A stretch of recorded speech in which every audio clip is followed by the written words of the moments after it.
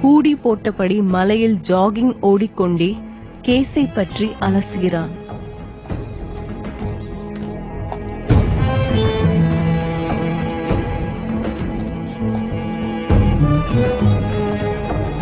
மனரட்சி sir, சிவப்பு புடவெல்லாம் கட்டிட்டு தலையிலலாம் கொம்பு இருக்குமே.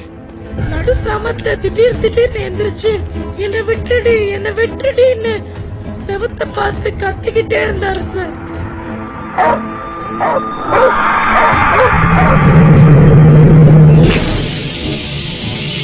ரட்சிக்கு கோபம் வந்துடுச்சு.